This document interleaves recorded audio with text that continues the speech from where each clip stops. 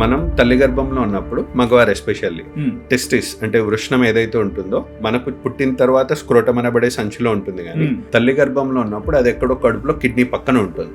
So అలా కడుపులో kidney పక్కన ఉన్న టెస్టిస్ కాస్త బయటికి కంపల్సరీ రావాలి. ఎందుకు రావాలి అని చూసుకుంటే మనం వింటుంటాం చూడండి అండి, అంటే టైట్ జీన్స్ లేయద్దు ఆర్ ల్యాప్టాప్ లని తొడల పైన పెట్టుకొని పని చేయొద్దు అని అంటుంటారు. ఎందుకు? వీటన్నిటికీ ఒక మెడికల్ సైన్స్ రీజన్ ఏంటి అంటే మనకు టెస్టిస్ నుంచి మంచి క్వాలిటీ స్పర్మ్స్ రావాలి అంటే టెస్టిస్ టెంపరేచర్ అనేది తక్కువగా ఉండాలి.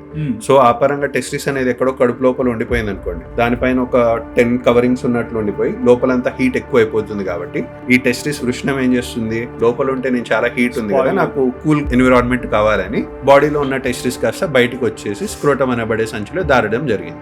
సో అది బయటకు వచ్చేటప్పుడు మన కడుపులో ఉన్న మజిల్ లేయర్స్ లో ఒక చిన్న గ్యాప్ అనేది పెట్టుకొని బయటికి వెళ్ళడం జరిగింది. సో వెళ్ళేటప్పుడు ఊరికేనే వెళ్ళదు, దానికి సంబంధించిన పైప్స్ అన్ని ఉంటాయి కదా. పైప్స్ అంటే ఏంటి, దానికి బ్లడ్ సప్లై కావాలి, ప్లస్ మనకు స్పర్మ్స్ అన్ని టెస్టిస్ లో పుట్టినవి పెనిస్ ద్వారా బయటకు రావాలి. సో టెస్టిస్ నుంచి స్పర్మ్స్ బయటికి రావడానికి ఆ పైప్స్ ఏవైతే ఉంటాయో ఆ పైప్స్ అన్ని కూడా ఆ మజిల్ ద్వారానే వెళ్ళడం వల్ల ఆ మజిల్ లో ఉన్న గ్యాప్ కాస్త ఇంకా మనిషి దగ్గే కొద్దీ వయసు పెరిగే కొద్దీ కడుపులో ప్రెషర్ పెడతారు కదా, ఆ ప్రెషర్ కి ఉందా లేదా అన్న హోల్ కాస్త కొంచెం ఓపెన్ అప్ అయిపోతే that leads to inguinal hernia.